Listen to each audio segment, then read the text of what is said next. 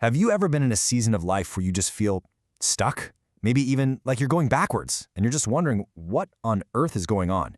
Well, we're about to dive into one of the most famous stuck stories ever told, and it shows us something incredible, that those periods of total silence can actually be when God is doing his most intense work. So let's get into it. Our story kicks off with Moses, and, right before it all falls apart, it looks like he has it made. He was raised in Pharaoh's own house, got the best education Egypt had to offer. He was perfectly positioned to be a world changer. By every possible measure, this was a man of destiny. And then, bam! In one single impulsive moment, everything absolutely collapses. He tries to force justice his own way, and it just backfires spectacularly. Look at this. He goes from being a prince of Egypt to a wanted fugitive, sitting exhausted by a well in the middle of nowhere. It's a picture of complete and total disorientation. A man whose entire life plan just went up in smoke. What comes next is 40 years of silence. 40 years of Moses just living in total obscurity as a shepherd. From the outside, it looks like a colossal waste of talent, of potential. And this brings us right to the huge question we're tackling today. What is God actually doing when it feels like absolutely nothing is happening? To even begin to answer that, we have to understand how God works, even inside our biggest failures. It feels so backward, but Moses' worst mistake didn't actually derail God's plan. In a way we can barely understand, it became part of God's plan. And here's a really important distinction. When Moses acted, he was definitely operating outside of God's revealed will, his commands. But, and this is huge, he was never, not for a single second, outside of God's providence, his sovereign guiding control over every little thing. This idea of providence is just absolutely crucial. It's the theological belief that God is so in control that he governs, works through, and can even weave our worst moments, our biggest, dumbest mistakes, into his ultimate good purpose. Now, that doesn't make the mistake okay, but it does show you just how incredible his grace is. So, what was God really doing through this epic failure? Well, he was humbling Moses. He was breaking his self-reliance to build a brand new foundation, one built on God-reliance. This failure wasn't the end. It was the very first step in preparing him for what it means to be a true leader. See, God often has to tear us down before he can build us up the right way. And you can see the specific character traits God was forging in him. Moses already had passion. He already felt called, but God needed to transform that raw passion into real patience.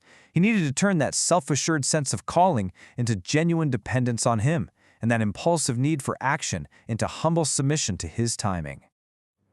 This whole thing really gets at a deep fear that so many of us have. We look back at our mistakes, our regrets, and we wonder, did I do it? Did I mess up so bad that I've completely ruined God's plan for my life? The story of Moses just screams that. For those who belong to God, you cannot out-sin or outrun his providence. Your failures are not final. Okay, so let's move on to the next phase. Because after the failure comes that long, quiet season of preparation in obscurity. And it is so critical to see this period not as a penalty box, but as a training ground. 40 years. Just let that sink in for a second. That's an entire career for most people.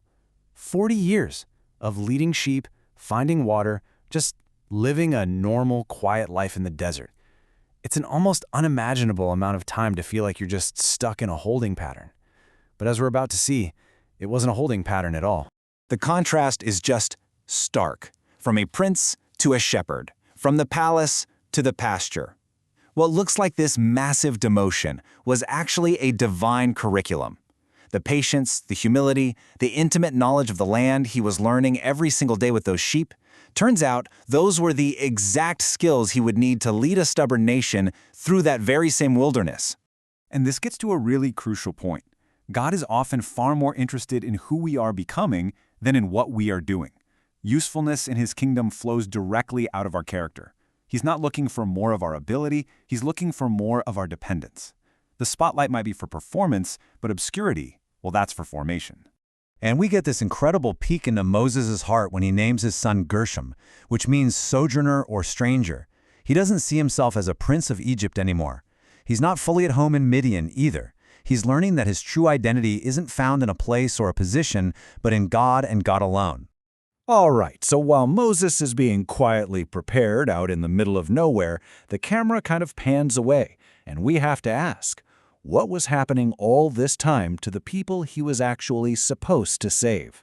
The situation in Egypt wasn't just staying the same, it was getting worse. The oppression was getting harsher, the suffering was deepening, and the cries of the people were growing louder and louder. From their perspective, it must have felt like God had totally forgotten them. But then we get these 4 powerful, active verbs. God heard, God remembered, God saw, and God knew. This is not some distant, checked-out deity. No, this is a God who is intimately aware of and deeply attentive to the pain of his people. And what is it that finally moves God to act? It's not because Israel was so strong or so good. The text makes it crystal clear. God remembered his covenant. Their hope wasn't anchored in their own ability to endure, but in a promise God had made generations earlier to Abraham. God's action is always rooted in his own faithfulness. And this really speaks to that tension we all feel when we're waiting. From Israel's perspective, God seemed incredibly late to the party. But this story teaches us a profound lesson. God's delays are not his denials. His timing is always perfect, even when it feels painfully slow to us. And finally, we have to zoom out and see that this entire story, it's not just about Moses. It's serving as a pattern, a foreshadowing that points to a much, much greater story of redemption. Just look at the comparison here. Moses was the pattern, but he was an imperfect one. Where Moses acted too early, Christ moved in perfect obedience. Where Moses took a life trying to save, Christ gave his life to save. Moses is the shadow. Christ is the real thing the whole story was pointing to all along. So what's the bottom line here? What can we take away from Moses' time in the wilderness? 3 powerful truths. First, that failure is not final. God can make it formative. Second, that obscurity is not wasted time. It's a workshop. And third, waiting is not a sign that God is absent, but that he is actively preparing.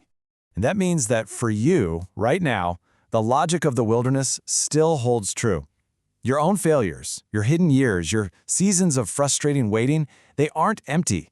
They can be absolutely full of God's shaping, forming, and preparing work. So don't despise the quiet seasons. Don't try to rush through the ordinary days. Instead, maybe it's time to ask a completely different question. What if this wilderness you're in isn't a wasteland at all, but a workshop?